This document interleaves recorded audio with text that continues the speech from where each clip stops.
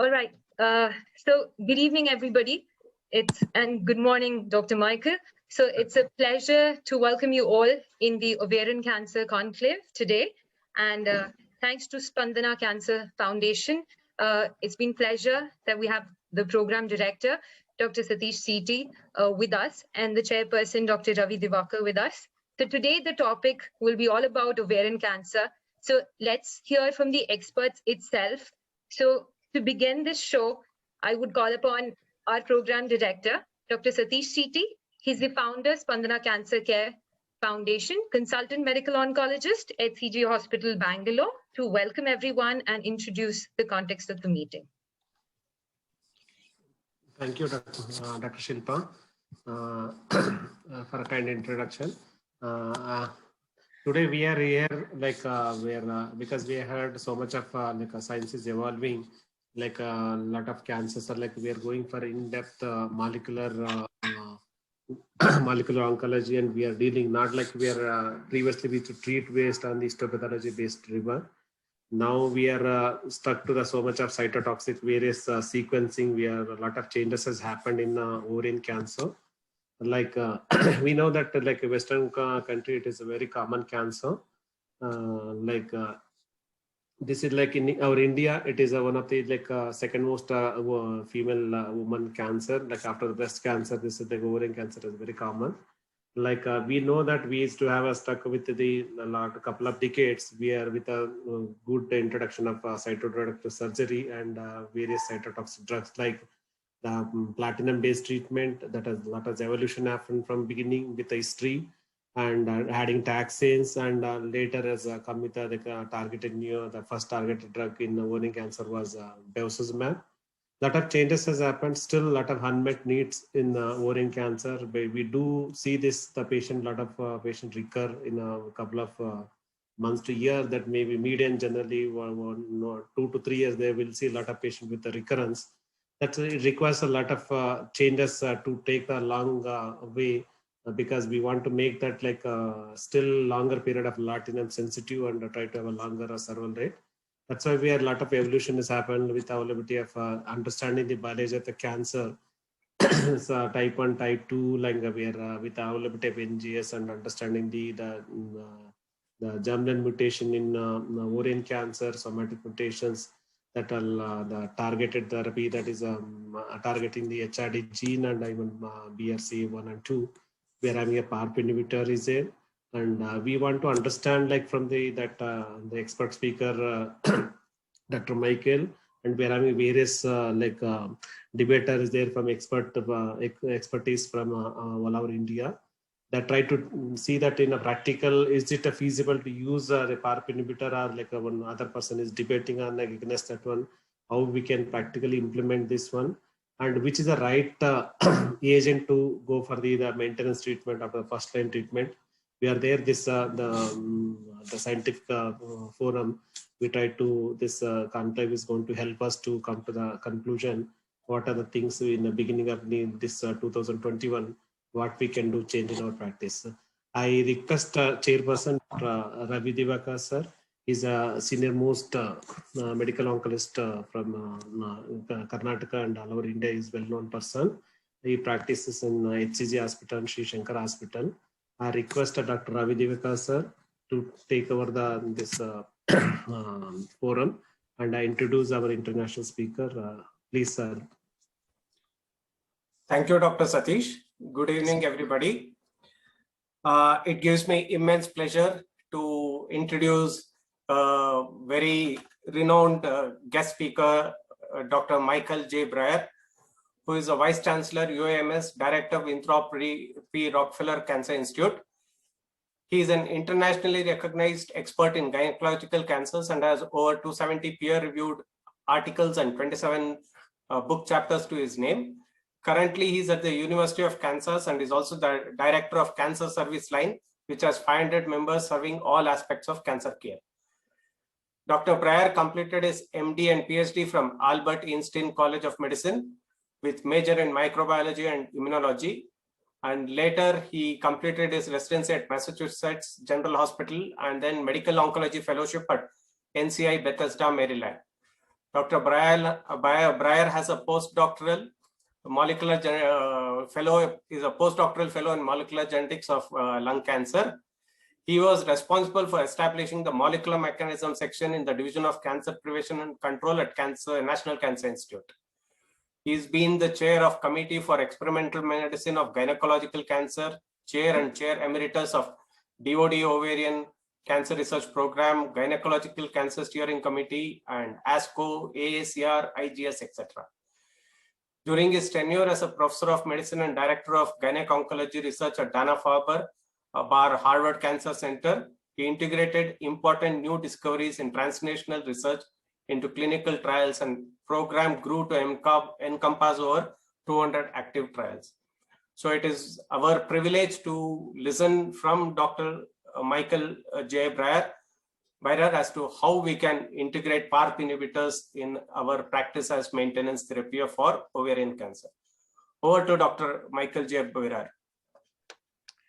Thank you very much for that lovely introduction, and it's a great honor for me to be here. Let me just share this screen, and then we can get going.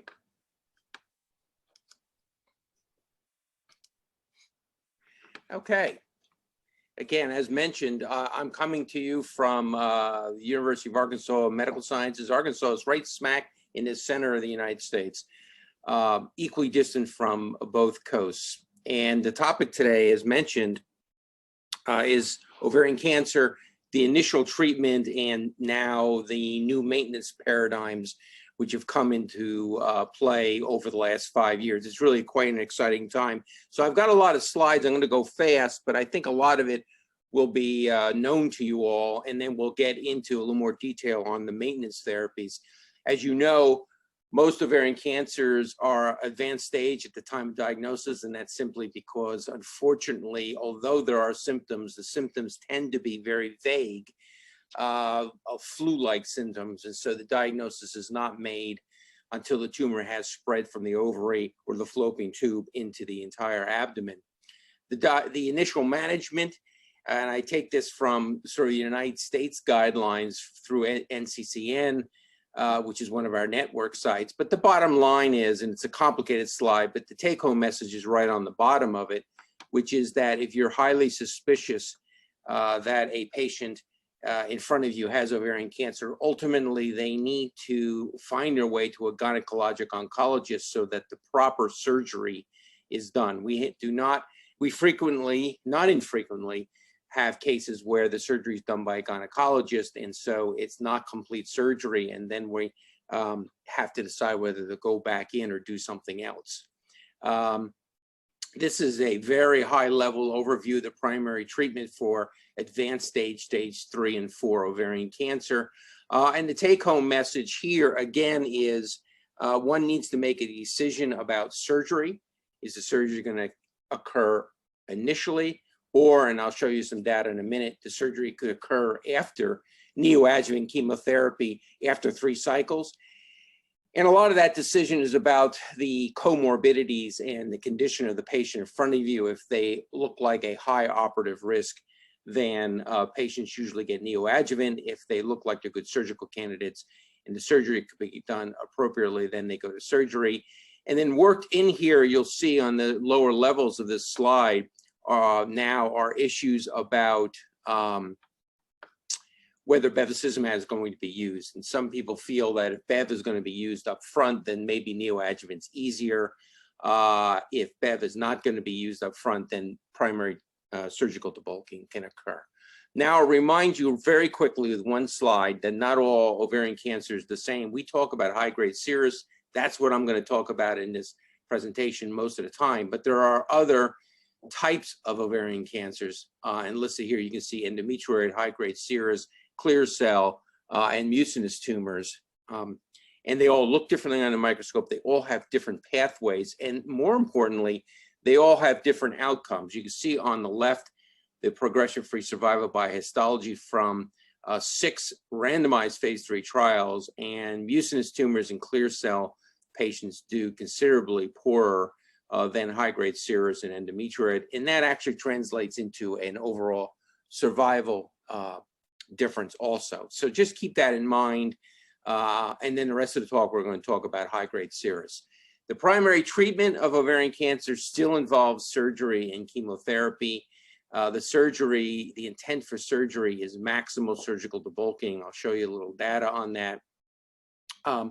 And the approach is listed in the box below, depending upon the stage. There is small numbers of patients for which they have limited disease, stage 1A, where fertility is desired and a more limited surgery is done. But for the rest of patients, essentially, BSO-TAH is the standard, and then a maximum attempt at debulking is performed. I'm not going to dwell on this. You all know the Figo ovarian cancer staging. The key to remember is if it's confined to the ovaries, it's stage 1. If it goes to the pelvis, it's stage 2. If it goes in the abdomen, it's phase 3. And if it's beyond that, it's stage 4. The surgery, as I said, other than removing the ovaries, the tubes, and the uterus, there is still a very serious attempt at removing all gross residual disease. And you can see here data from a number of very large studies that there should be an attempt to remove as much tumor as possible. And actually, the standard of care now is complete resection. And a lot of this has been pioneered by the German group. But here in the US too, it is the goal of surgery, either at the time of diagnosis or later on, to remove all visible tumor. I mentioned that what's changed in the last 5 to 8 years is this concept that not all patients have to have surgery up front, that they can have chemotherapy first, and then they'll have surgery after 3 cycles. This is summary data from 2 trials, ERTC and the CORE study. You can see the numbers there. These are very large studies with lots and lots of patients. And the take-home message on PFS and OS are shown there, which is there is no difference if you do upfront surgical debulking versus neoadjuvant and interval debulking. So this has now become the standard of care. And I might add parenthetically, in the COVID environment, for at least 6 months here in our hospital, we switched to complete neoadjuvant therapy for all patients. But I think it's safe to say that you're not losing anything for your patient. And we could talk a little bit later on about who might go for neoadjuvant versus primary debulking surgery. It is standard of care that after surgery is done and all the tumors removed, chemotherapy is given. These, again, are the NCCN guidelines. Patients should get 6 cycles of a platinum-based regimen, and if they're going for interval debulking, it started initially after 3 cycles, they get surgery, and then they complete 3 more cycles. There are small fractions of patients who might go beyond 6 and go to 8 cycles. And there's now data to suggest that although paclitaxel is a standard, carboplatin pegylated liposomal doxorubicin is probably an acceptable alternative. Here is where the carboplatin paclitaxel regimen evolved from. The landmark paper in New England Journal was done by Bill McGuire, seen on the top. And this demonstrated that if you added paclitaxel to a platinum regimen, patients actually lived longer compared to the standard at the time, which was platinum and Cytoxan. There was a smaller study which confirmed this, and then GOG 158 substituted carboplatin for cisplatin being actually the platinum compound I trained on, but very toxic and difficult to deal with. And carboplatin and paclitaxel was equivalent to cisplatin paclitaxel, and so it became the standard treatment for these patients for many, many years. And now I'm going to show you what's changed. And there's really been a lot of changes in the last 7 to 10 years, and particularly in the last 5 years. And it's an exciting time because I think our patients are benefiting from it. So the first trial to mention is GOG 218, which I participated on. And this compared the addition of bevacizumab to that paclitaxel carboplatin backbone. And you could see it's a 3-arm study. In one case, it was just concurrent bevacizumab. In the other arm, it was concurrent and a maintenance for 15 months. You probably have all seen this. If you look at the left is the PFS curve, and there's a prolongation of PFS in the favor of bevacizumab, concurrent and in maintenance, not in just the concurrent line, but the combination of about 6 months. And this is highly statistically significant. And you can see on the right, it does not translate into an overall survival difference, but it's very difficult to interpret this because there was a lot of crossover during this trial. So patients on the placebo arm ended up getting Bev later on. While the US was doing GOG 218, the Europeans were doing ICON 7. I'm not going to dwell on this except to say it's a 2-arm study, and basically the progression-free survival is very similar to what you see in 218. It's not as dramatic, but it confirmed the 218 results. And the 218 results were then used by the Europeans to get EMA approval for the use of bevacizumab, and they got approval long before the United States. We just got approval about 2 years ago, and we could talk a little about that and why that happened. Now, so bevacizumab is approved for upfront treatment of ovarian cancer, and that again includes use of bevacizumab during the chemo part, and then 15 months worth of maintenance therapy. So that's an approval. But the new kid in town, of course, are the Parp inhibitors. And I'm going to show you some of that data because it's quite dramatic. So what you can see here is I think the first really dramatic upfront trial, phase 3, Solo 1.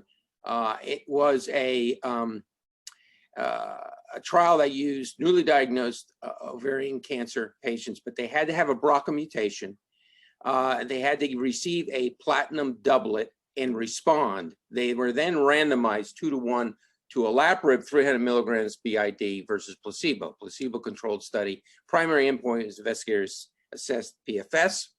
You've probably seen this PFS curve. This is the most dramatic PFS curve I have seen in my entire oncology career in ovarian cancer. You can see, I don't need to be a statistician to tell you there's a difference between these two curves. The upper curve is the olaparib maintenance, the lower curve is placebo. Please note that in this trial, olaparib was stopped after 2 years. So you can go to that 24-month point. After that, there's no more drug, and yet the difference between the two curves continues. So it strongly suggests that the effect of olaparib may be permanent, and we're beginning to talk a little bit about maybe we're beginning to cure some patients. All subgroups benefit. This is the forest plot looking at PFS for subgroup analysis. And so ultimately, both 218 and Solo 1 led to FDA approvals in this country for bevacizumab for 218 and Solo 1 for olaparib. The olaparib approval was only in BRCA 1 and 2 mutated patients, both germline and somatic. Now, a more recent study is called PRIMA, and it was also an ENGOT study. It was done in Europe, and this is a trial that's very similar to NOVA, if you're familiar with it, which was for recurrent patients, but it's comparing niraparib versus placebo in high-risk first-line ovarian cancer patients. But the key compared to Solo 1 is that this was for all patients, not just BRCA, all patients, okay? And that's important as we go through the data. This is essentially all comers, and you can see the upper curve is the niraparib maintenance, the lower curve is the placebo. The hazard ratio is 0.62, so not as dramatic as Solo 1, but remember, this is all comers. So some are BRCA mutated, but many of them are not mutated. Some have HRD, and some have essentially a wild type tumor. So you'd expect the hazard ratio not to be as good. Highly statistically significant though.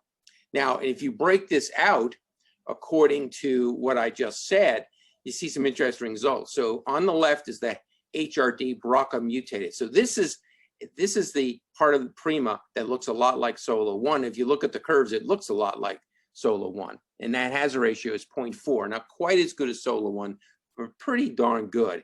The middle curve is HRD defective, but the BRCA is wild type. So these tumors have a homologous recombination abnormality based on some other mutation. Here, the hazard ratio is 0.5, not as good, but still quite impressive. And then on the right is the HR proficient, meaning these do not have mutations in any of the Fanconi pathways. Their tumor looks pretty well behaved. And even here, the hazard ratio is 0.68, if I can remember that correctly, and with about a 3.5 month prolongation of PFS.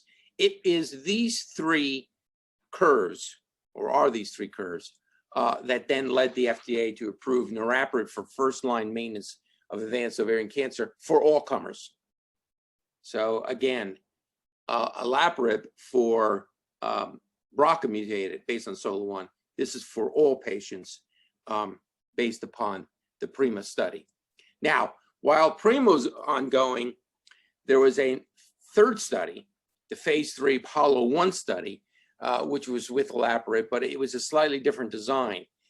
This was done primarily in Europe, and Europe uses a lot of bevacizumab. So what they designed was a trial that would add olaparib to one arm of the trial to Bev, with Bev being in the control in the other arm.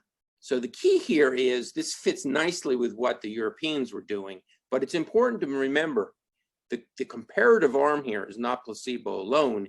It's got bevacizumab in it. So it's a little different than PRIMA and a little different than SOLO1.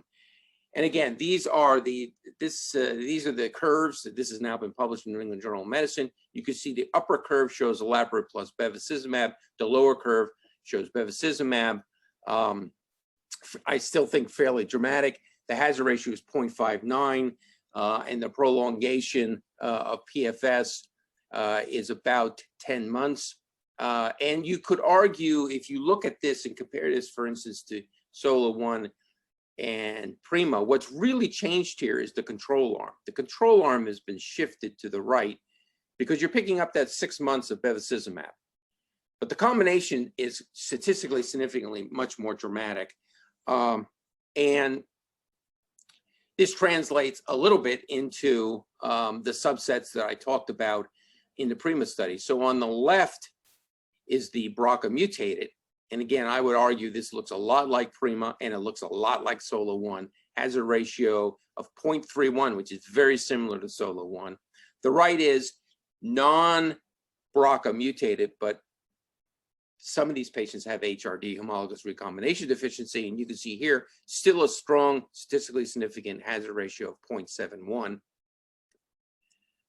And then finally, perhaps most importantly, if you go all the way to the right there, this is the HRD negative. This is the group where the tumors are well behaved. You don't see much of an effect of adding olaparib to bevacizumab in this group.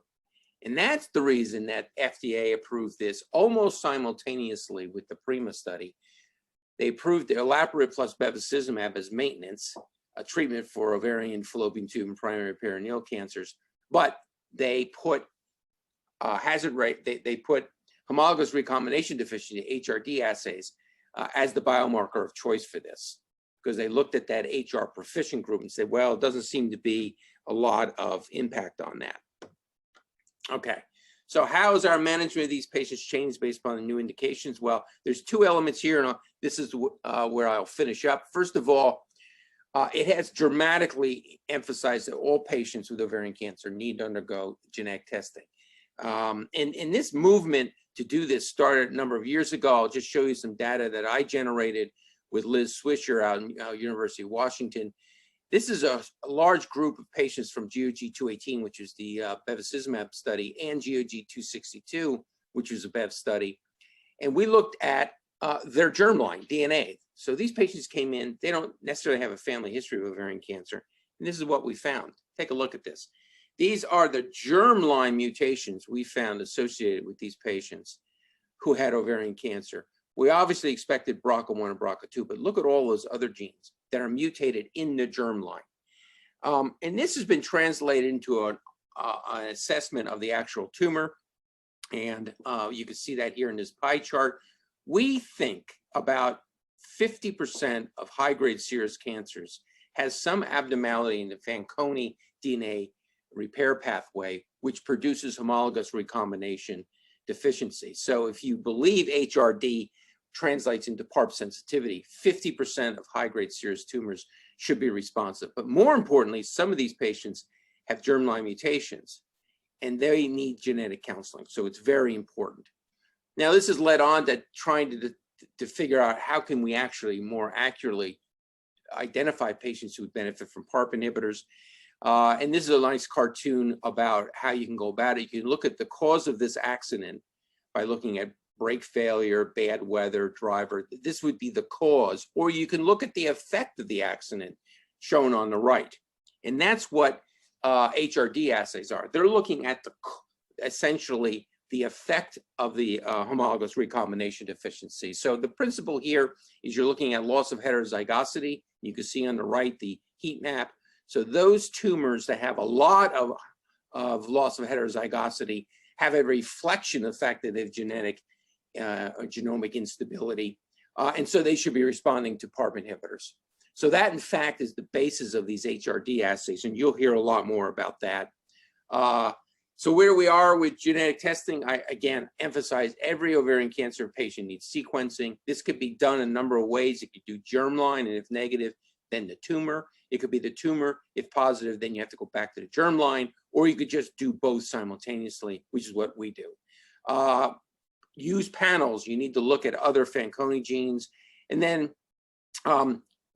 note that HRD assays work, but they're not perfect. They're not completely accurate. And there is a false negative rate for patients who would benefit from PARP inhibitors.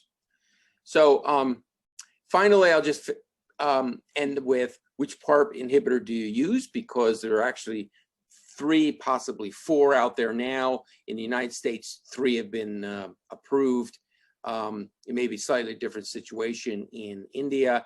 This is the tolerability of these PARP inhibitors in SOLO-1, PALO-1, and PRIMA. And the take-home message here is to recognize that there are some class effects that lead to AEs in all of them.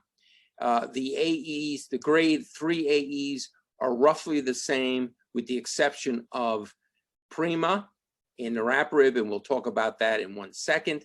The AEs leading to dose interruptions or dose reductions are roughly the same with the exception, again, of niraparib and PRIMA.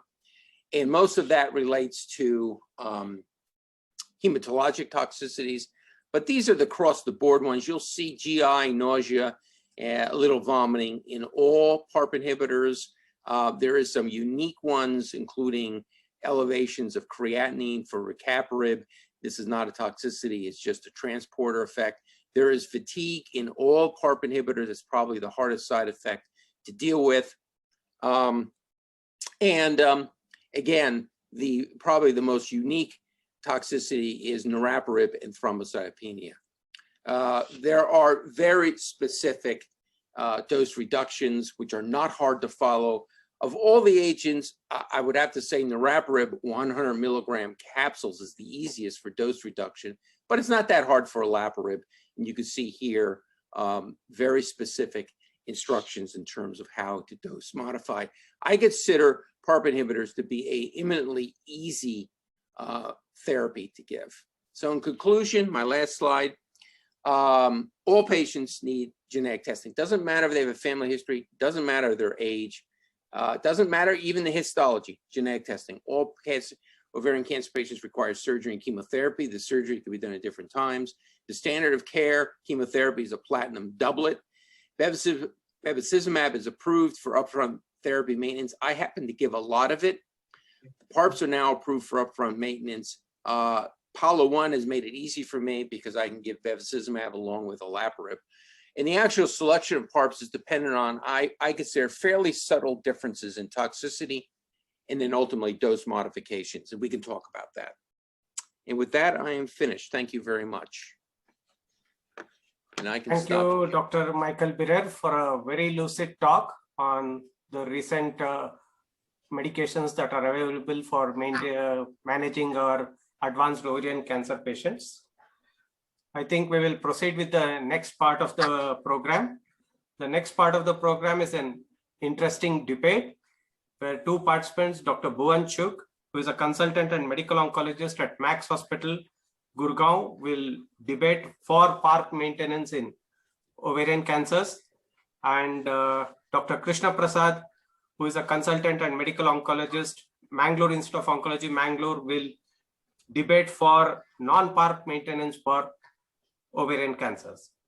And to referee this debate, we have an expert, Dr. Ashok Vaid, who is the chairman, medical and hemato-oncology, Cancer Institute, Medanta, Gurugram. Now I invite Dr. Bhuvan Chugh to present his part of the debate, role of PARP maintenance for ovarian cancer. What does he have to say for this?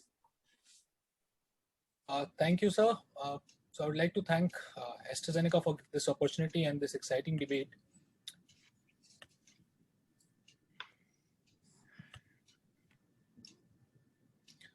So the topic which I'm supposed to speak in favor of is PARP inhibitor, maintenance in ovarian cancer.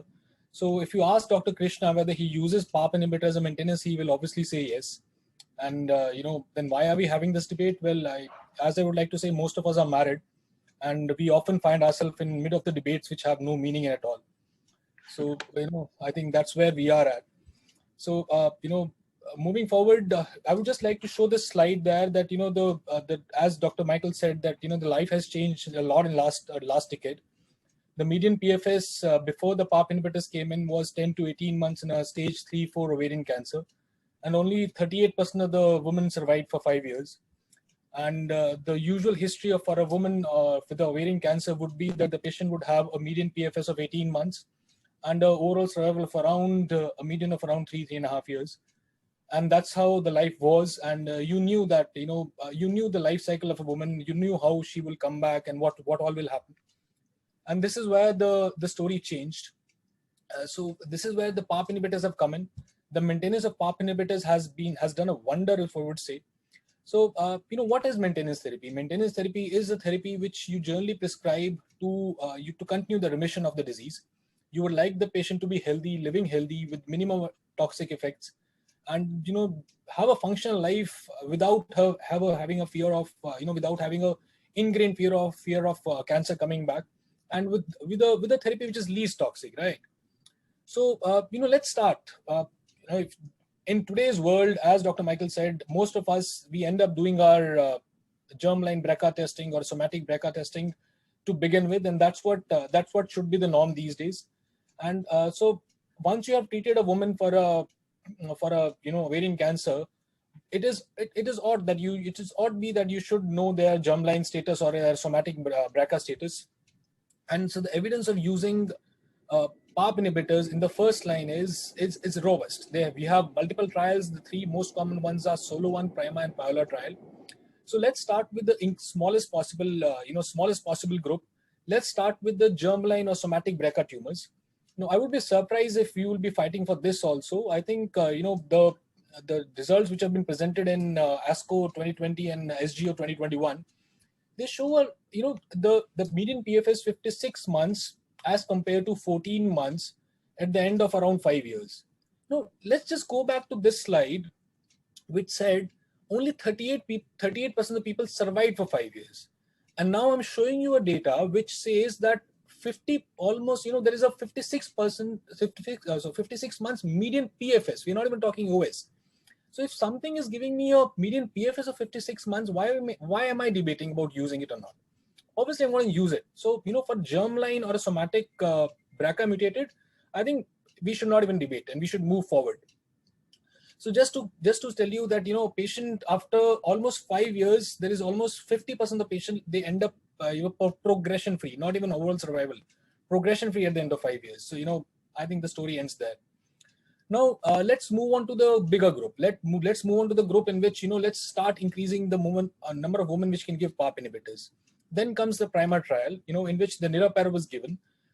Irrespective of the BRCA or the HRD status, the difference which has been shown is around 13 months versus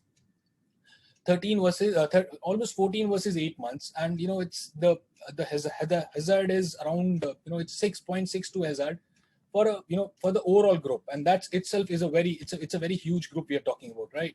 So I don't think there is, and if you break down this data, if you break down this PRIMA trial effect which we have, let's break it down to the HRD deficient and HRD proficient tumors.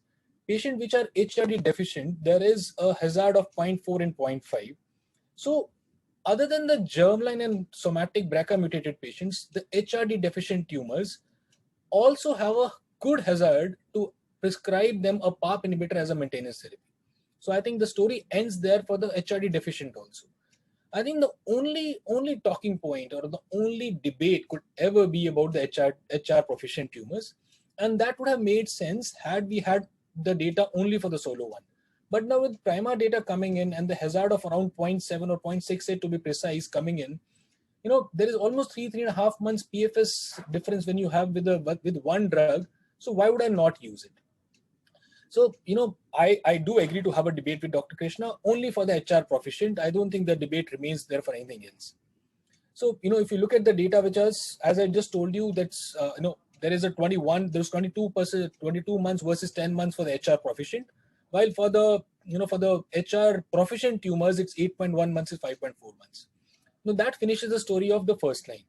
Well, if you have been adventurous and you have been adventurous enough to not check germline or somatic BRCA for a ovarian cancer patient in today's world, and you have moved on and you have finished the therapy and not prescribed her any maintenance therapy, and the God willing, the God has been on your side and the patient has had a platinum sensitive relapse, we have the data for that also.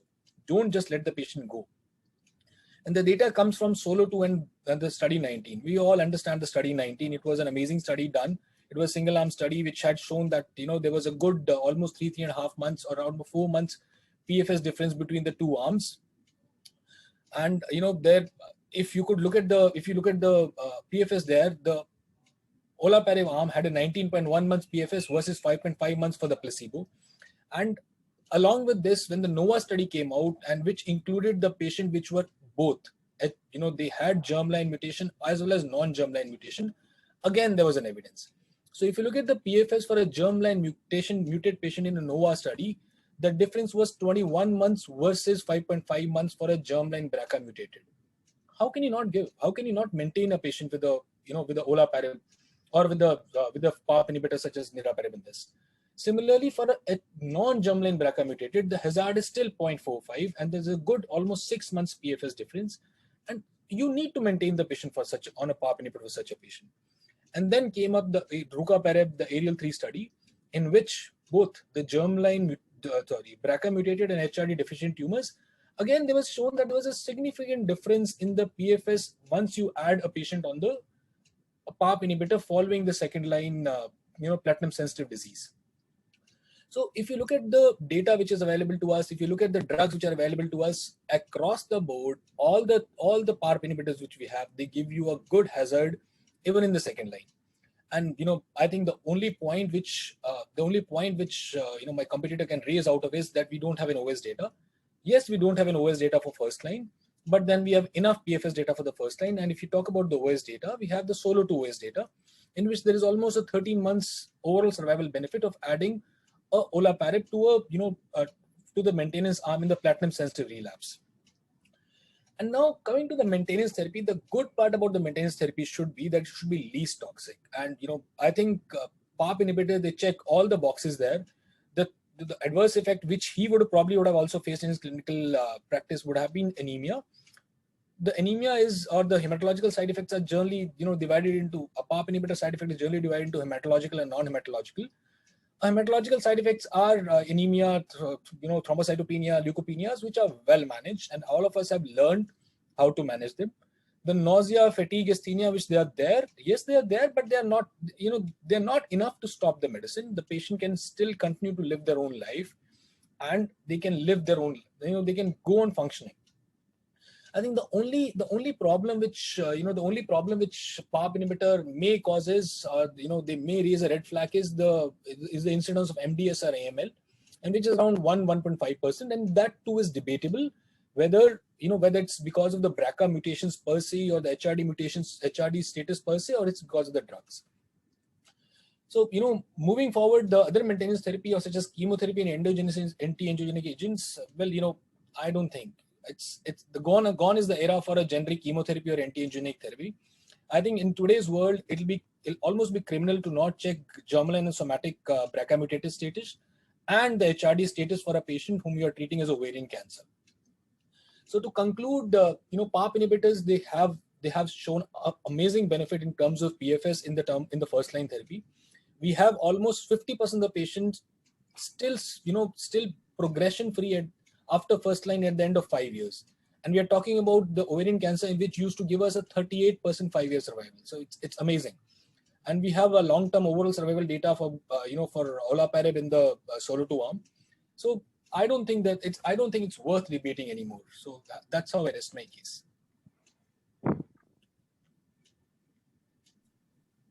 Now I request Dr. Krishna Prasad to counter Dr. Bhuvan and put his thoughts for maintenance bevacizumab.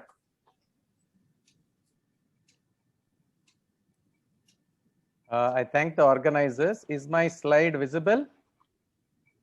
Yes, sir. Okay. Yeah, it is visible. Thank you, sir. So PARP inhibitors should be the standard maintenance for patients with ovarian cancer. I think by now all of us are fed up with this. Last 6 months, so many talks on PARP inhibitors and why it should be the standard maintenance for patients with BRCA mutation. I hope I need not wake up most of you. I hope please get up now. If somebody is awake and had heard my previous colleague, he has been at gunpoint and knifed in and also hammered in the point that PARP inhibitors are good, but I would like to differ. So we know that prior to bevacizumab and PARP inhibitors, there have been many failures. I agree with that. But we know that sustained anti-angiogenesis is the hallmark feature of solid tumors. And we know bevacizumab has a strong platform here and how it acts and why it acts.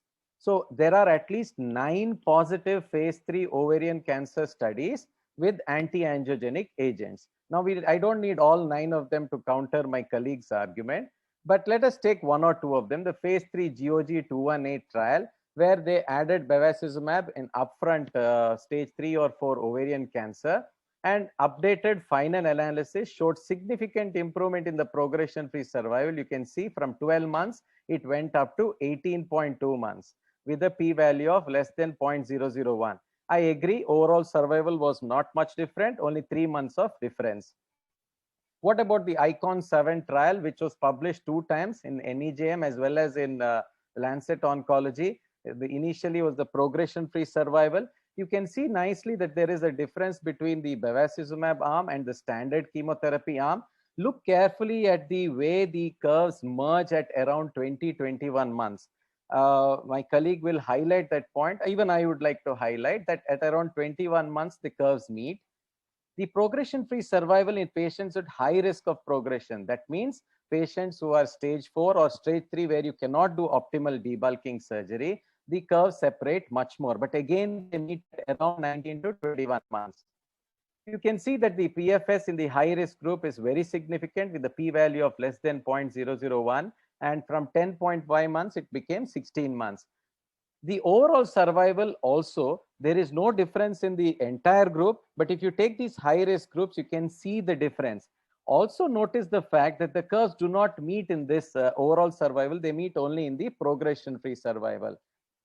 And the overall survival, the p-value is 0.03, an increase from 30 months to 39.7 months, quite significant.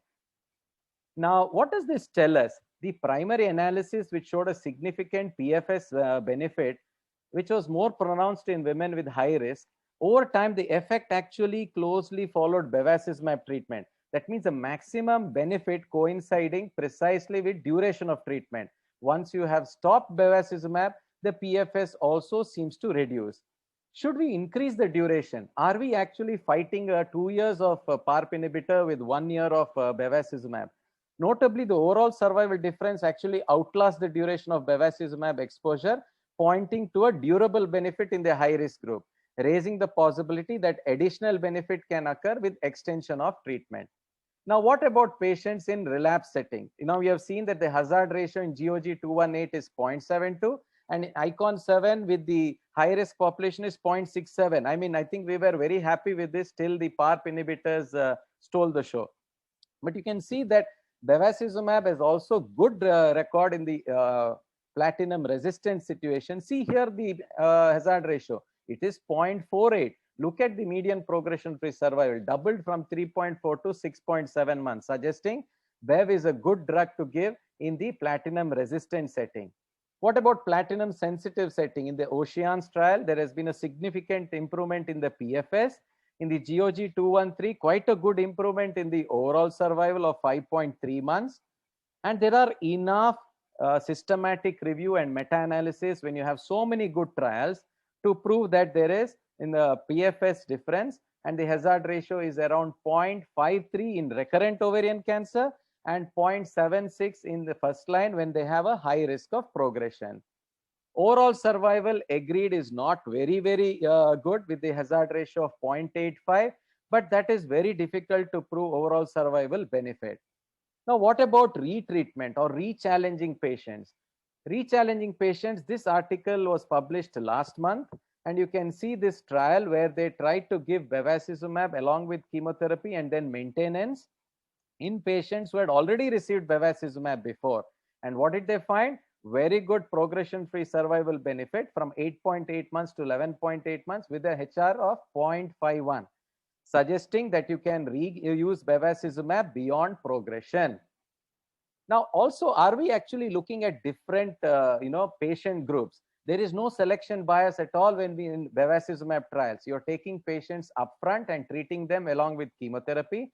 Whereas in patients where you give PARP inhibitors, you wait for every chemotherapy to finish and then don't take patients who have progressed, don't take patients who have stable disease, and then just take patients who have good responses and then you treat these patients. Are you actually having a selection bias?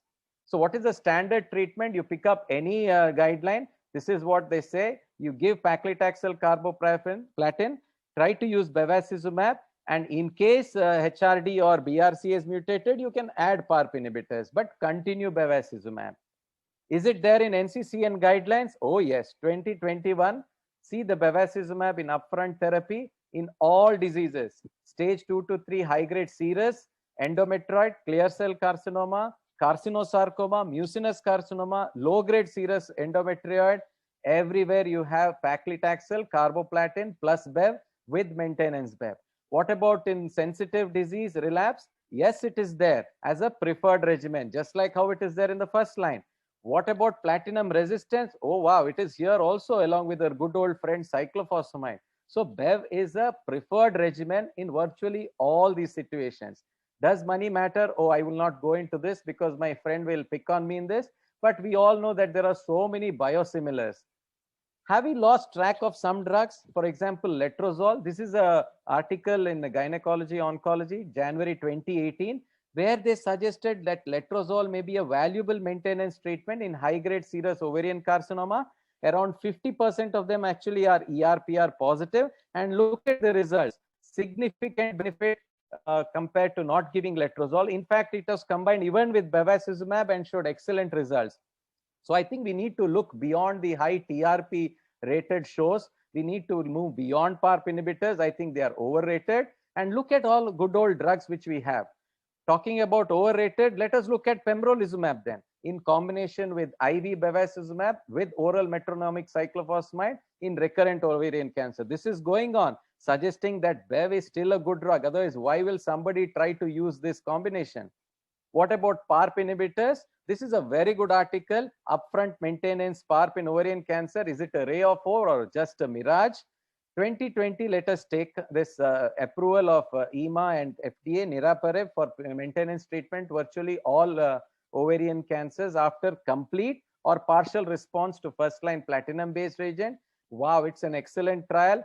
Like my colleague said, very good PFS benefit in HRD positive, BRCA positive, and even there is some benefit in HR proficient patients. But did you notice that this is not 2 years of niraparib? It is 3 years of niraparib. So they have increased the duration. Why have they done that? Because it is required to be that beneficial. Also, if you notice, niraparib probably is an outlier. It seems to have an unequivocal benefit even in HR proficient tumors, unlike other PARP inhibitors. Maybe niraparib is something more compared to other PARP inhibitors. Median follow-up is only 13.8 months. It might be worthwhile to wait along. Are we jumping the gun? And even though it is an immature, for overall survival, at present it is not significant. And importantly, they are scared. They are not allowing crossover to of patients in the placebo arm to receive niraparib at progression. Having said that, will my colleague jump the gun and say, oh, wow, they're all are PARP inhibitors? No, all of them are not the same. PARP inhibitors differ in terms of biochemical properties. Data cannot be extrapolated from one PARP inhibitor to another. Each PARP inhibitor has to be assessed separately. And hence, you cannot just say, okay, where niraparib works in HRP, so everything should work. So what about the other recommendation, the Paulo trial, which my colleague said? Yes, 50% of the patients in the Paulo one had HRD, nearly 50%. But what happened to the HR negative and as well as unknown? There was no difference. Look at the median progression-free survival. It is 16 months. So if you look at this, the addition of olaparib failed to have any benefit over bevacizumab in the homologous recombinant proficient or unknown group. The PFS with bevacizumab in this group is not different from the bevacizumab arm in the BRC and HRD cohort. Does this suggest that bevacizumab is efficacious in this group? Because otherwise you would have expected a poor PFS compared to the germline BRCA mutant population, because we know that this group generally does badly. My colleague did not highlight that in Paulo 1, 20% of them Sorry to interrupt you, sir. So your time is up, sir. If you could just conclude. Yeah. So if you look at these trials, you can see that, Paulo 1 really took up all the patients, and finally Solo takes up everything, leaving only 17%. Remember, only 2 patients had somatic BRCA mutation. Also concluding, HRD testing is not easily available. Do you just do a small HRD testing and you need to do the same myriad diagnostics one? So is it safe? My colleague has told everything. And also it is not easy to show overall survival benefit. You can see the study 19, also the other trials, there is no overall survival benefit even in germline BRCA mutant cohort. So concluding, there are a lot of options, but I don't think I will change my dress. There are so many dresses, none of them are good enough for us. So bevacizumab can be given for everyone. Looks like we can reuse bevacizumab. Longer duration may increase the benefit. There is a strength of meta-analysis. No selection of better population. It's there in the guidelines. Biosimilars are available. You need to look beyond these high TRP programs. Niraparib is a different drug, I feel. Paulo, you're restricting ovarian cancer patients less than 50%. Solo less than 17%. Overall survival is not easy to prove. And toxicity, apart from financial, the other toxicity. Thank you. So thank you, sir, and thank you, Dr. Bhuvan. I think both people there, they fought like they're standing for their. I think Dr. Vaid, sir, is expertise there to conclude that, is to make the discussion regarding who has done best. I think you may have, some more discussion from the both the partners. Sir, over to Dr. Vaid, sir. Thank you, Dr. Satheesh, for this wonderful opportunity and a wonderful program. Thanks, Dr. Shilpa, as well. I congratulate both the presenters for the very lucid and excellent presentations. Both have put forth their viewpoints in a very eloquent manner, and with the brevity and the objectivity both. So my job is not to judge them, but my job is just to sort of present a third perspective. Could it be something which is halfway between the two of them? And then how does the paradigm stand? Where does the pendulum stand at this point in time? I think coming to the PARP inhibitors first, they are effective. They are regardless of the BRCA. We know, and they have a meaningful overall survival. And as our guest speaker presented, and even Bhuvan had shown that slide, that such a dramatic separation of the PFS curves one has never seen in ovarian cancer prior to the use of the PARP inhibitors. And there is an overall survival benefit and the PFS benefit, quality of life, of course, very elegantly presented. The concerns about anemia, about the GI, fatigue, all that, and oncologists are quite well versed with that. from the SOLO-1 trial, we get to know that there is a sustainable effect even beyond, even at 5 years, though the drug was given only for 2 years. Now, coming to the Bev, it can be given upfront, maintenance, regardless, no testing is required. But on the other hand, the testing actually would bring in a subset of patients who may be the ideal candidates for the PARP inhibitors. So it's not one size fits all. It's like two sides of the coin at the moment. Both are inseparable. And we already have data of combination of the PARP inhibitors and the Bev right in front of us. So the debate probably would continue, would be on, it's the right selection of the patient, looking at the medical conditions, the resources, and the setting where you are, the goals and aspiration of your treatment, and then the looking at the scientific data which is available to us. I think that's all I have to, my comments, what I have to offer today. And thank you, Dr. Satheesh, once again. Back to you. Thank you, sir. Thank you, both the speaker. We're moving on to next event. I request Dr. T. Raja. He's a director and senior medical oncologist from Apollo Hospital, Chennai, to moderate the panel discussion. I think what are the practical questions, difficulties are there, and where to place this molecule, and how any practical difficulties are. Dr. Raja is going to take the journey, and Dr. Michael also will be there in the panel. I request Dr. Raja to take over. Thank you so much, Dr. Satheesh, and I thank the organizers for inviting me here. It's a great opportunity to be with all of you. Allow me to share my screen.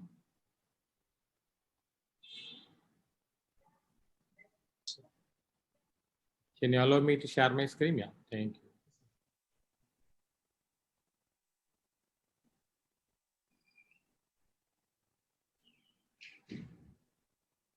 So after the very energetic debate on and what the chairman concluded, that there are two sides of the coin, and our job here in this panel discussion is to see how to optimize the maintenance strategy in our patient. I would try to illustrate it with few patients. We will try to see whether in the first line PARP inhibitors would be fitting, or VEGF inhibitors will be fitting. And if possible, we'll also try to cover a case on the second line also. And as we heard from Professor Birrer, this is the standard algorithm for advanced ovarian cancer that currently is the standard of care, depending on how the patient presents. Our first patient is a newly diagnosed advanced ovarian cancer, and this patient is a 66-year-old female with abdominal pain with a high CA-125 with a good performance status, and has got a high-grade serous ovarian cancer, and has got a confirmed germline BRCA mutation. And this patient undergoes a standard primary debulking and has complete resection possible, and undergoes a standard 6 cycles of paclitaxel and carboplatin.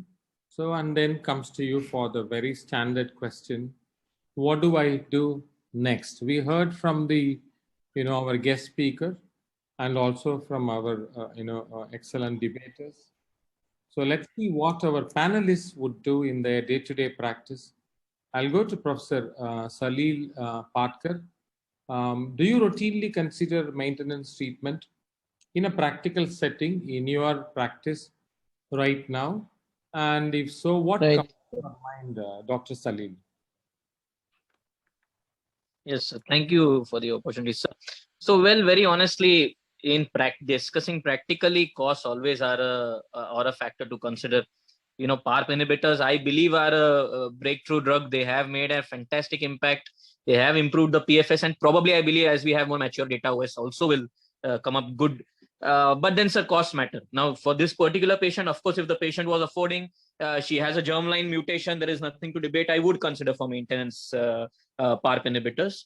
But like you said, in practicality, you have to discuss with the patient about testing in the first place, then explaining to the patient the implications of that BRCA positivity on the patient and its relatives. If they come positive, 1 in 5 patients comes positive for a BRCA mutation when it comes to ovarian, and then discuss the cost issues related to, actually going ahead with maintenance, because it's a long duration of maintenance, even if they agree. Thank you, Dr. Patkar. I'll come to Dr. Professor Sona Nag. She has extensive experience in treating women cancers. And, with this strong data of the long-term follow-up of the SOLO-1 being presented in the last year, and emphasizing that at a longer follow-up, we do see that the consistent benefit of all the previously known endpoints are all continuing to be good. And so, Dr. Sona Nag, how would you talk to your patients practically in your setting when you want to broach the maintenance therapy? So sorry to interrupt. Dr. Sona Nag is not present. Okay, thank you. Okay, I'll go to Dr. Sachin. Sachin, please. Dr. Sachin Kurana, can you take that question? Yeah, so of course, I think with the magnitude of the benefit with PARP inhibitors, especially in germline BRCA mutant patients, I think we need to counsel all our patients who are germline BRCA positive about that benefit.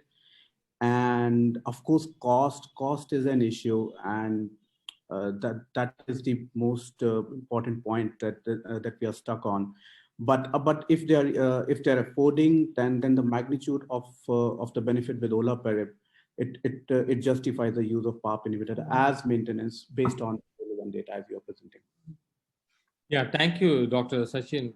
Dr. Vamsi, if you are there, you have the impressive long-term follow-up of the SOLO-1 presented last year, and we had the PFS2 published in the New England Journal 2018, and now we have the some other endpoints like the time to second subsequent treatment and so on and so forth, kind of emphasizing the PFS benefit of SOLO-1. So what is your take on this data, Dr. Vamsi?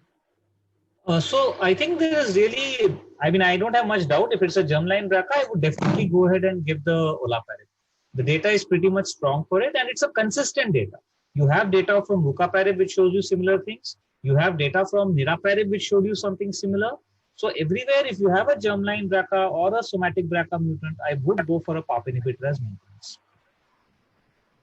So you are completely convinced, and that's currently standard of care. And Dr. Amit Verma, if you're there, would you be considering the safety profile when you want to talk about the maintenance to your patients? And do you routinely talk about the safety profile? And do you even think about addressing the possibility of an MDS AML? Let's not debate the cost for that, but we'll have to address that. How do you approach these toxicity profile when you want to maintenance to your patient, Dr. Amit?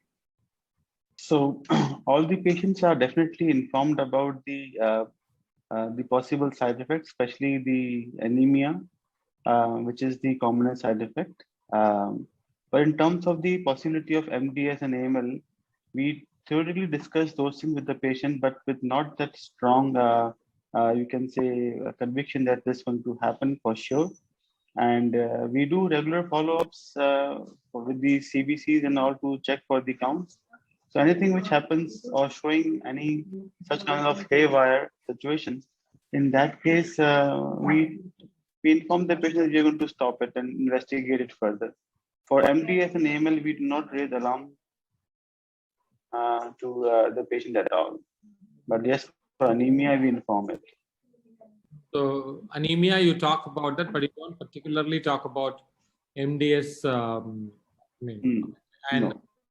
I will ask our Professor Michael Birrer.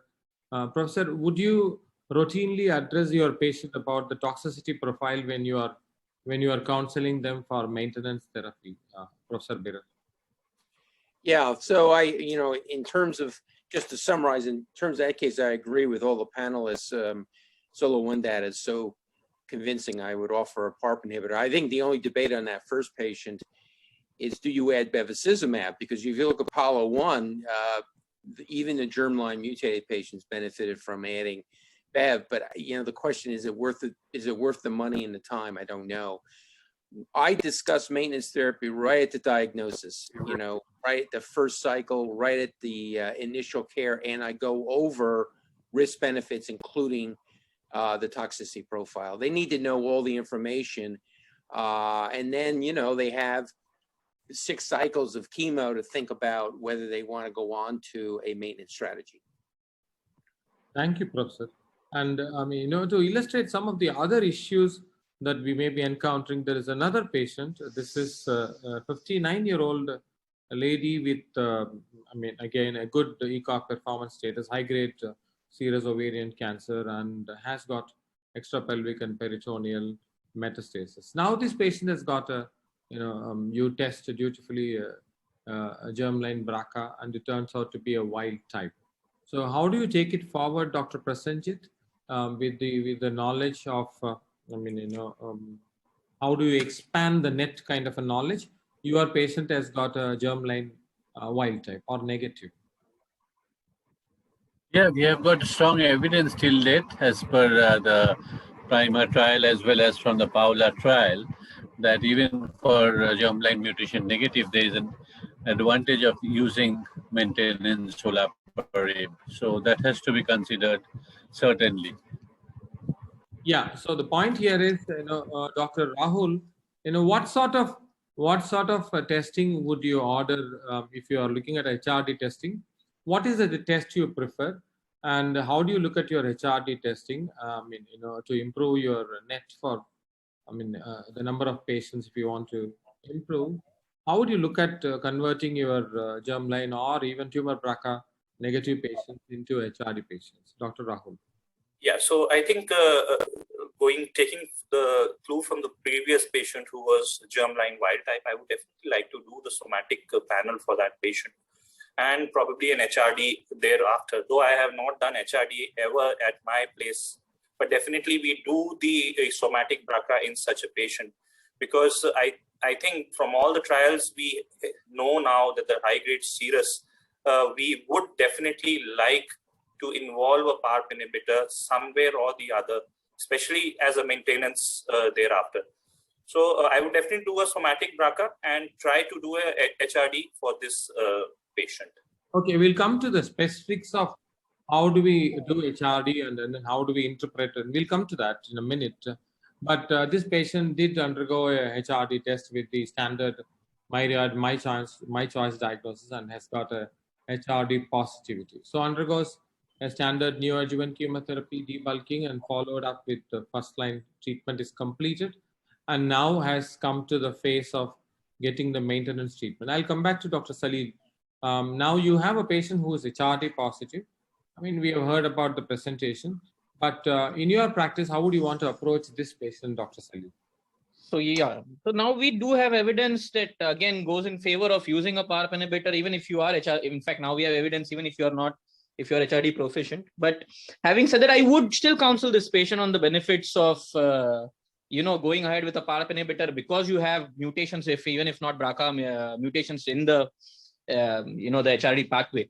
So I would counsel them, and frankly, discuss the toxicity with them, explain the anemia is manageable. I've had reasonably good outcomes with that. And actually, if you look at we were discussing the MDS and all, the risk is really less than 1%. I'm just being very honest. I don't discuss those things with the patient because it just negates all the benefit that they would receive in a stage 3 and a stage 4 patient. The relapse rates we know go beyond 50%. But I tell them that they have this less than 1% chance of developing a cancer, a blood cancer, and somehow I find my patients would, that is something that gets imprinted on their minds. So I would still advise this patient for, going ahead with PARP inhibitors. Perfect. I think, thank you for being candid about how you approach in your clinic and how you would not be bothered about the possible long-term MDS, so on and so forth. And therefore not denying your patients. Fully agreed. And the PRIMA data, I mean, can all of us agree that the PRIMA data is really practice changing, and if and when niraparib is going to be available? Dr. Sachin, would you think that this is definitely a practice changing in our setting? I mean, if cost is taken away from the consideration. Of course. So I think again the major issue here is to test the patients for HRD with this Myriad test not available, niraparib also not available. But again, the magnitude of benefit in the patients who are HRD positive, even wild type, justify the use of a PARP inhibitor as maintenance in primary ovarian cancer as a maintenance therapy. I'm not very sure, frankly speaking, about those who are HR proficient. I will tend not to use PARP inhibitor in those who are HR proficient. I know the PRIMA data says that that niraparib has an effect on those who are HR proficient also, but I would be more tempted to use in those who are HRD positive or germline BRCA positive.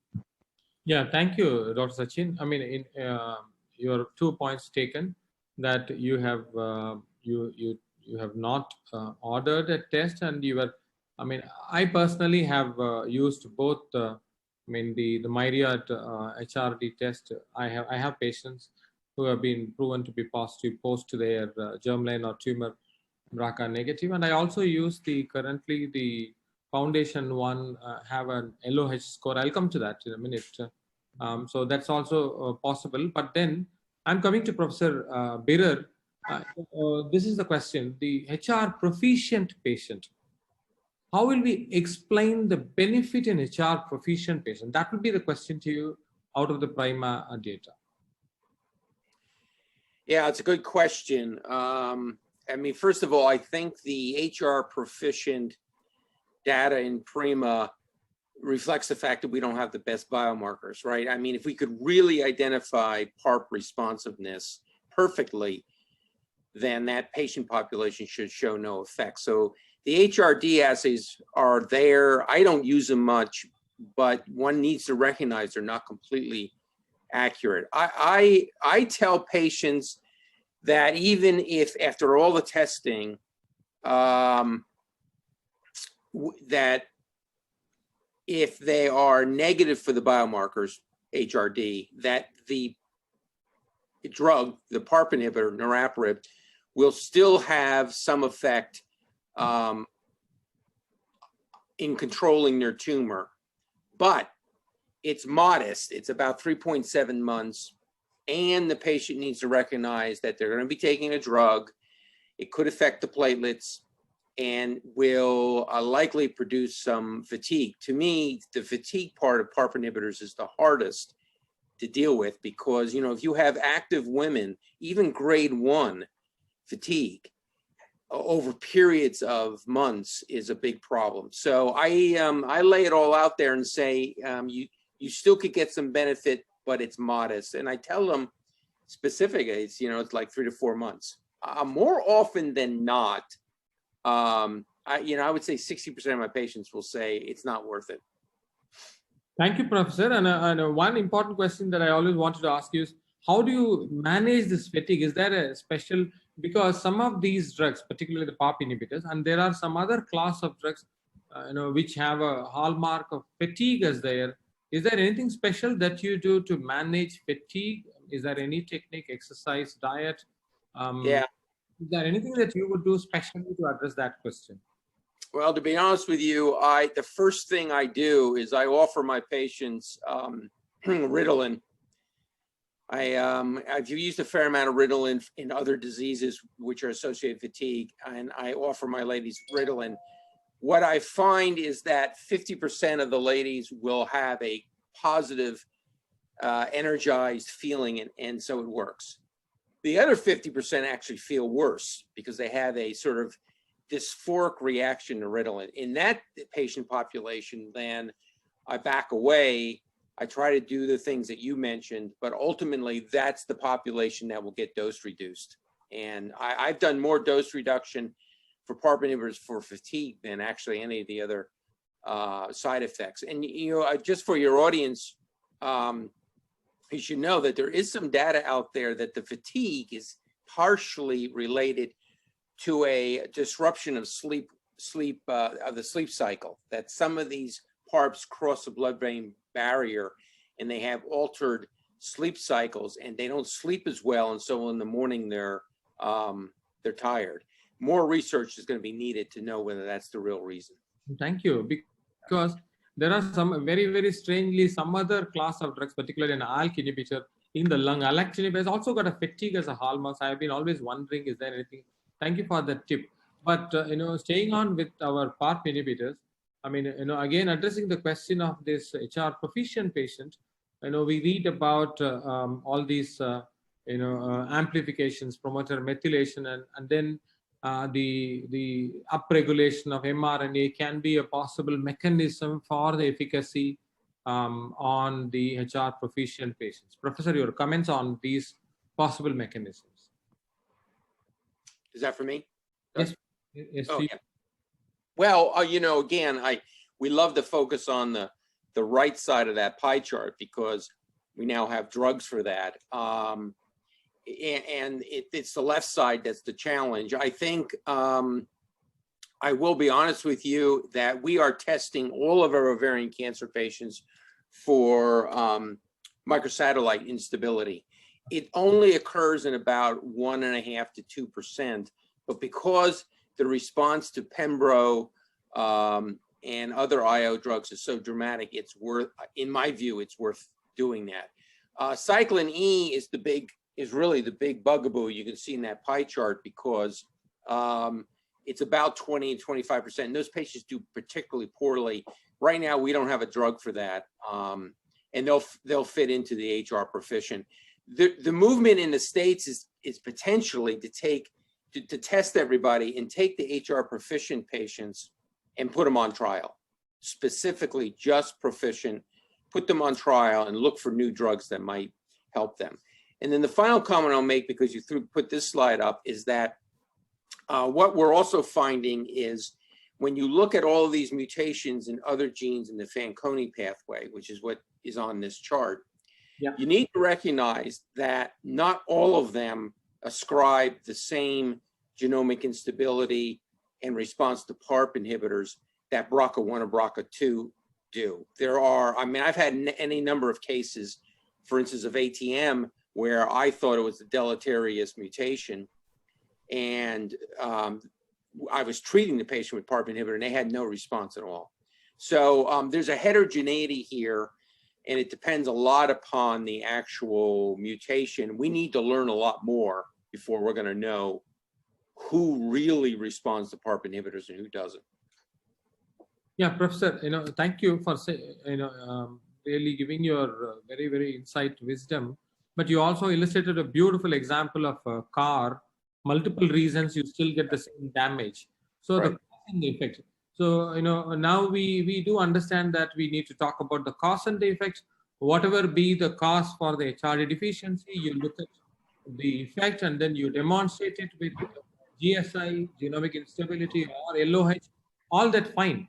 But then still, after all that, you get an LOH high, low, you get a GSI high, low, but we still don't be exactly predicting the response to the PARPi. So probably we are missing something there. I'll come to you, but I will engage my other, Dr. Amit Verma. Can you comment on why it's difficult to predict, except the classical BRCA, when you want to expand the net, these vagaries, and about non-BRCA other mutations, Dr. Amit? Yeah, so thank you for this question. I would like to address the last question what you have asked, that how come the HR proficient are also showing responses to the PARP inhibitors. I think we are missing the other mechanism of PARP trapping. PARP trapping unknown mechanism, and we know that the sequence, the most potent, the talazoparib, is having the highest level of PARP trapping, followed by niraparib, and then followed by veliparib and olaparib. So if you see, niraparib scores more for PARP trapping, and that may be the reason why you see in the HR proficiency scenarios, you can see a response. That is one thing. Second, the next question what you have asked regarding what are the other things beyond BRCA, and how we can predict these things. So this is a multifactorial thing, and as you rightly said, that the HR deficiency has to be followed by the functional loss. Actually, if there is no functional loss, you may not expect a very significant response. You may have a mild to moderate response, what is normally seen in these scenarios. In terms of what genes play a role, primarily the dominant genes, the BRCA1 and BRCA2, their mutations or promoter hypermethylations dictates their expressions, will be the one which dictates. And you have just shown a chart where you have shown the BRIP1 gene alteration, which is also implicated in the BRCA function, is also equally responsive in terms of predicting the response to PARP inhibitors. But the other genes do play some role, but they have some other compensatory mechanisms. That is why you are not able to see very good responses in these alterations. So it is practically very difficult to predict beyond BRCA and BRCA2 that this particular alteration causing HRD, the patient will respond. So I take my chances giving the best shot in those cases. But as of now, I have not started utilizing HRD as a maintenance guide.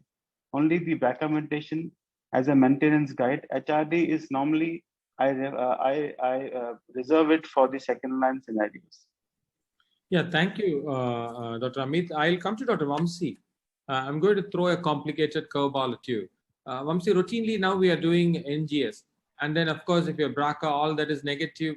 I mean, you know, I do HRD, and I've told you that I can do foundation one LOH and pay. But then the NGS, if it comes back to us, you know, showing the mutations other than the BRCA, for example, the RAD51 or the ATM or the CHEK2, at this point in time, how do you address that, Dr. Vamsi? Would you expand your benefits to at least these PALB2, RAD51? What is your take, Dr. Vamsi?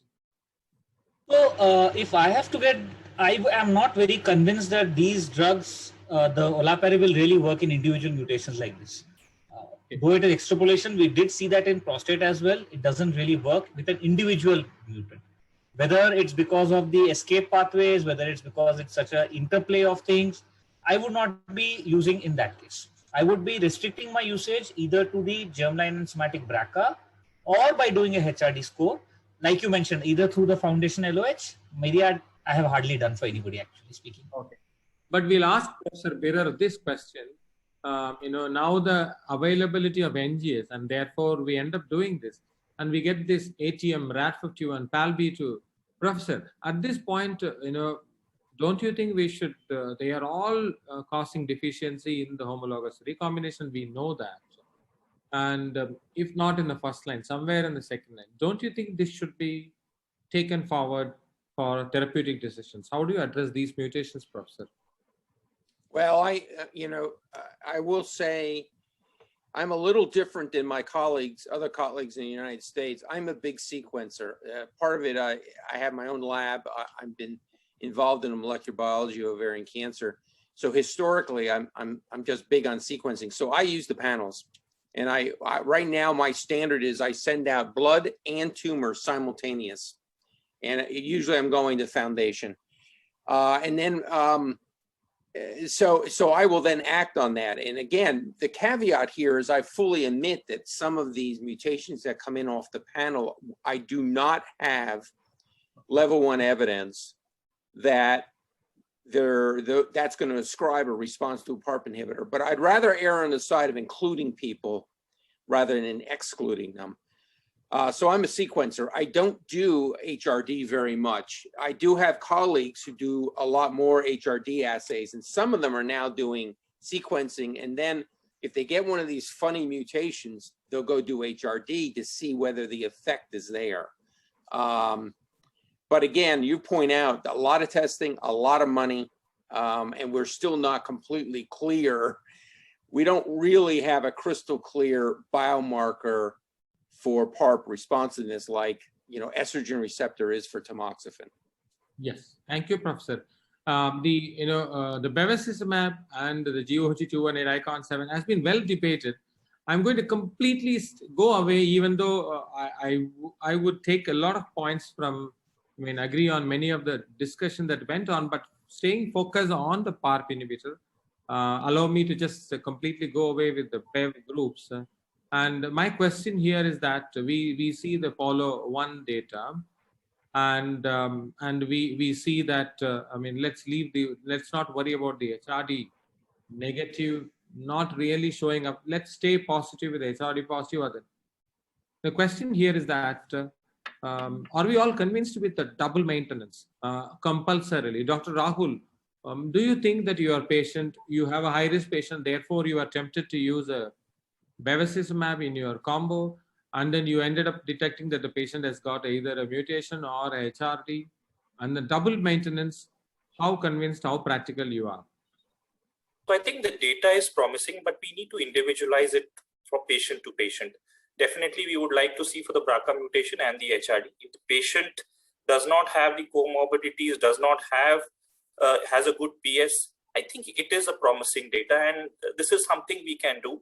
We always have an option where we can stop one of the drugs in case the patient develops the toxicity of the drug.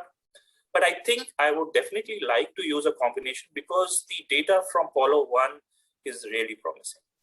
Okay. Now, again, I will ask Dr. Prasenjit this question, then we'll come to Professor Birrer. Dr. Prasenjit, which in your mind is the typical patient which will end up, obviously you have the ICON 7 or GOG 218 to guide your selection of Bevacizumab, but do you have a patient profile which you think is going to get the double maintenance? Prasenjit. First of all, let me assure you that in case I have not used Bevacizumab as first line, so in that case as maintenance, I will prefer to use only one single drug, that is olaparib, and not Bevacizumab. That's a doublet combination. So that is one thing very important. Yeah, thank you for sharing your experience. Can you repeat the question, sir? Yeah, no, I understand. The question was your experience on the doublet and what sort of a patient. So thank you for sharing your experience. So we'll turn to Professor Birrer, who has probably the max experience. Professor, which is the typical patient which you think, even on day one, this patient is going to get a double maintenance? Well, in this, I think the first choice on day one is who's going to get Bev. Who's going to get Bev? Because it's going to take a little time to get the genetic testing. But in the States, I use a lot of Bev, and that's because I was on 218. I'm a Bev believer. If I look at my colleagues, only about somewhere between 30 and 50% of ovarian cancer patients will get bevacizumab, and they generally use the ICON 7 data, meaning the high risk, suboptimally debulked ascites patients will get bevacizumab. And in that setting, I think if they test positive for a BRCA mutation, either tumor or germline, then they're going to put olaparib on top of the Bev because of Apollo 1. Do you have any toxicity we need to know? Say again? Special toxicity with the doublet. Can you tell us what to look forward as far as toxicity goes? Yeah, I mean, one of the caveats of Apollo 1 was there was a 20% discontinuation rate, and that was considerably higher than either agent alone. And so it was a little hard when the data was presented to actually figure out where that's coming from. But I think you're getting the hypertension from bevacizumab, which generally speaking, I've never taken a patient off for high blood pressure with Bev. But it can be tricky, and then you're layering on top of that some of the olaparib toxicities, again fatigue, maybe some myelosuppression. So that's the combo. I actually think, even though the trial was conducted well, I've not seen the combination causing a lot of extra toxicity. So it's pretty easy to manage. Okay, thank you. Professor Prasenjit, you have a point, I believe. You want to say something? Suppose the disease is extensive and patient had an interval surgery in form of extended colectomy, then one should be a little more careful to avoid complications of Bev, like perforation. So that is a root of cautions for my junior colleagues to understand and interpret in the right way. Yeah, totally agreed. Thank you. But I was just looking at what to look forward when there's a double. The third patient who is HRD unknown or HRD negative or a BRCA wild type. So we have a third patient. Let's see what we will do in this patient. I have a question. This question is to Professor Birrer. There is this hypothesis that the dose of PARP inhibitor concentration, so on and so forth, actually matters. And therefore, in patients who are negative or a wild type, if you increase the dose. So what is your comment on this particular hypothesis? And therefore, we can increase the dose and achieve something, Professor? Yeah. So I'll just say right out front, I don't believe it. I don't think there's a dose intensity relationship with PARP inhibitors. The only drug where I've heard this argument has been niraparib, mostly in advisory boards, with the argument being that niraparib penetrates the tumor better and there's more exposure. I have yet to see that data presented in a really rational way, nor actually, for that matter, published. So I don't, and I certainly don't know of any clinical data where you can increase the dose and get a response in a patient that's not responding. I have some. In addition, let me add one other thing is I frequently get asked, would you ever switch PARP inhibitors?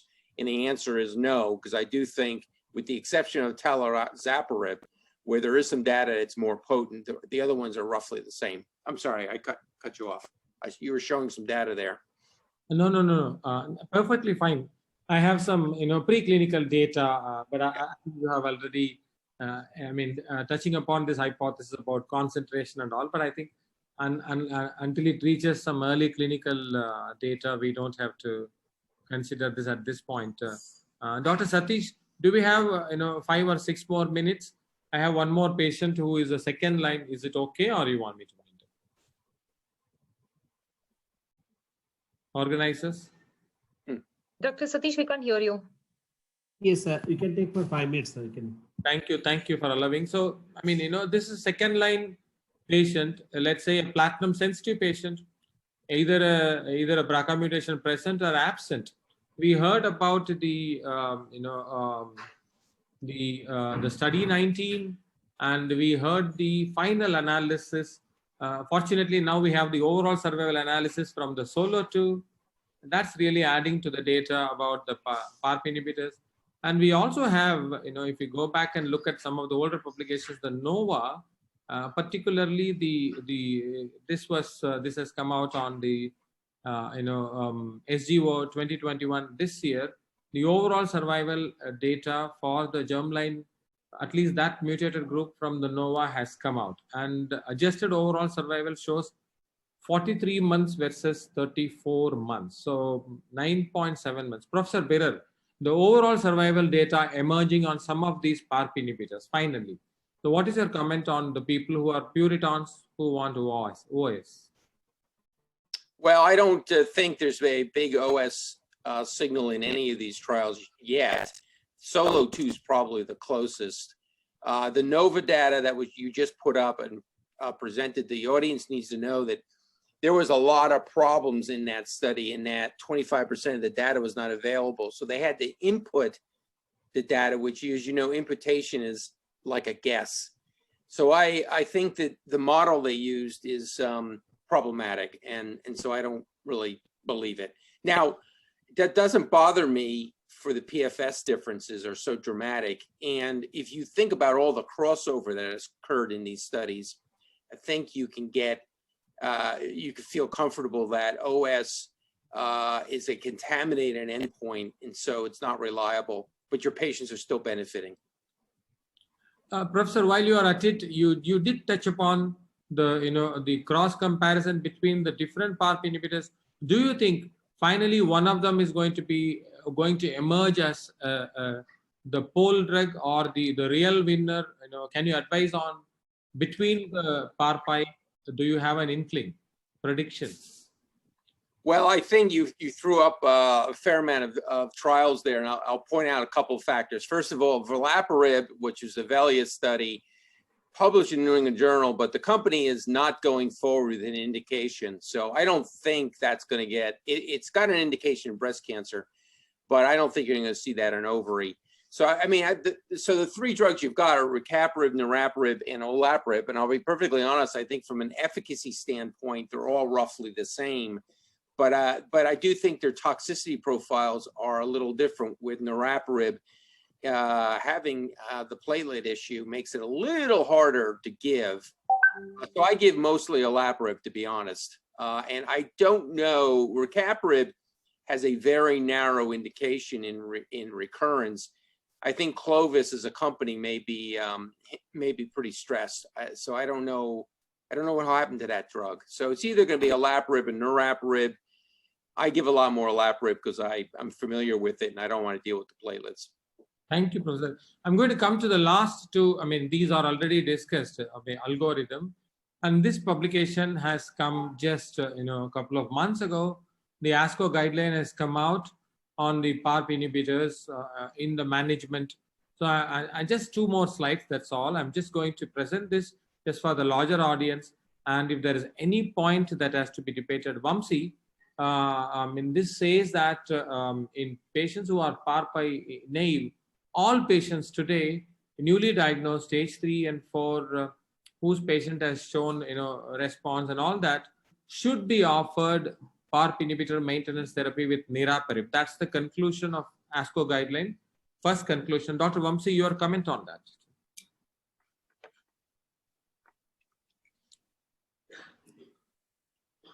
Dr. Rahul? Yeah, I think something to look forward to, and I think newly diagnosed stage 3, stage 4, promising, and would love to use in case the data looks good. I don't know. I think the expert is there with you. I'm probably not the expert on this, so I would definitely like to listen from Dr. Birrer on this. Definitely.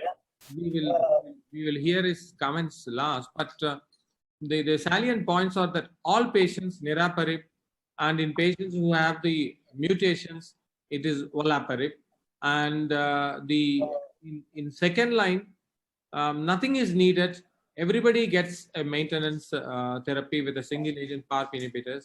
And another important takeaway for me was that in patients in recurrent setting, not to combine with other targeted therapy if you want. For example, we often use Bevacizumab in the recurrent setting, and the ASCO guideline would now say that do not combine your PARP inhibitor in the recurrent setting with any of the drug, including targeted immune oncology and all that one. Professor Birrer, your comment on these guidelines and what is the takeaway for us? Well, I think the first ones are sort of a slam dunk in that all patients need to be sequenced and all patients should be offered a PARP inhibitor. That's really based upon PRIMA. I don't think anybody, I mean, they don't talk about specific drugs as much as I would like them to do, so they're not providing as much guidance. The last one, if you could put the last one up. Yes. I think what they're reflecting here is that we do know PARPs combined with chemo is really tough, with the exception of Velaparib, and that's probably because Velaparib is a weaker PARP inhibitor. So that's where that's coming from. There's too much myelosuppression to give it concurrently. And then what they're saying in the second half of that is that all of those combinations with immuno-oncology drugs and target drugs are experimental, they're in trial, and none of those trials have been positive. I mean, if you look at the IO in ovary, it's kind of a disaster. Response rates are like 9 and 10%, and the only signal is combining with PARP inhibitors with Tapatio and Mediola, but that's all experimental. It's not conclusive. So that's what they're saying. Then hypothetically, if I were on Bevacizumab for a second-line patient, and then that patient was never exposed to a PARPi, and that patient turns out to be a BRCA mutation, what do I do? Yeah, it's a great question. And I don't think, ASCO was specific enough. I mean, Palo 1 is very clear. It's safe, and it's a positive result. We just had Avanova, which I participated on, and now Osario presented at SGO, which is the niraparib Bev combination, which is also safe. So I think that's not, I don't think they were referring to Bev when they say other targeted agents. Okay. Unfortunately, they should have been specific. I think it's a perfectly acceptable combination. Thank you for the great insight. The time is up, even though I would have loved to have you for some more insights for us, but then I hand it over to the organizers. Thank you for this opportunity. Thank you for inviting me. Thank you, Dr. T. Raja. Excellent moderation and practical questions. A lot of debate, like we have, I think, the query in the which line actually, and what are the where to place each molecule, different toxicity of the molecule. Definitely, you are addressing that why you are not getting the response in all the cases, where subset of HRD, whether use or not, first line, second line, you are addressed very well. Excellent moderation. So, I think coming to the last session conclusion. I think Dr. Ravi Diwakar is not able to, because of a medical emergency, has left the thing. I want to say a few words, and I want to hear a few words from Dr. Michael Birrer. It was an excellent meeting. Like definitely, we have a lot of today we learned a lot of new things, like various molecules, and regarding a lot of personalized therapy in ovarian cancer. We know that a lot of unmet need beyond Bevacizumab and Parp inhibitor. Not like the debate was very good. Like we need not like make a general statement like whether to use or not. Definitely, you have to make them personalized, because based on the like the molecule, like the molecular pathology of the biology of the disease, we have to make them segment to different basket. The PARP inhibitor, like definitely BRCA 1 and 2 positive user, definitely use it.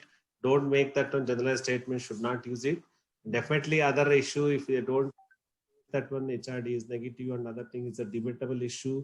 I think the other molecule they try to address that one, the generalized statement, Dr. Rajas, where that an all responder patient can be put as a maintenance. Definitely we have to, we heard about a lot of practical experience, a lot of new thing. Debate was very good, and Dr. Michael has addressed all the issues, like and I made all the panelists like supporting that lot of practical questions about raised by Dr. Raja, like he has helped us to learn a lot of new thing. And I request Dr. Raja to say a few words, and Dr. Michael. Okay, thank you. I mean, that was not, but it was a great pleasure and it's a great honor. And I have always heard, I have heard Professor Birrer in several talks, and we had the opportunity to invite him for one of our meetings. We had the great honor to host him once. I would love to probably see how soon the COVID goes and we can, but he's one of the pioneers, and I've always learned a lot, admired his insight. So we'll hear it directly from him without much ado. Thank you, Professor. Thank you for being with us. And you have really set several high goals and trajectories for all of us. Thank you to being with you, Professor. Well, thank you very much. The honor is all mine. This has been a terrific symposium. And certainly thank AstraZeneca for helping to set it up.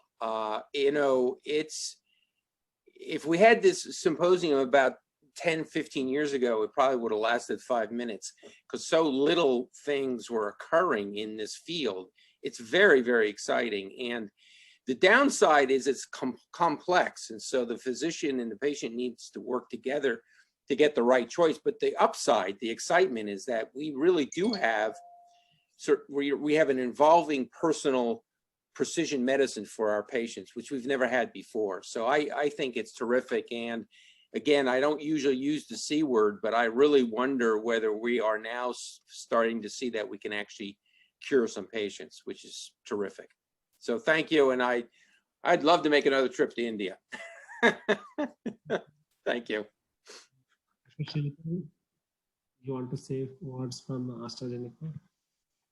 Once again, I think everything has been said, but thank you once again, Dr. Michael. I know your time is precious, but you still stayed with us, and thank you so much. I hope you have a wonderful day ahead. And all the panelists, the speakers, and our moderator, Dr. Raja, thank you so much for the excellent moderation. And all the panelists who gave wonderful insights. I think the debaters have left for the day, but again, thanks to them as well. So thank you once again from AstraZeneca and even Spandana Care to help us out, and Kavina Creations as well. Thank you so much.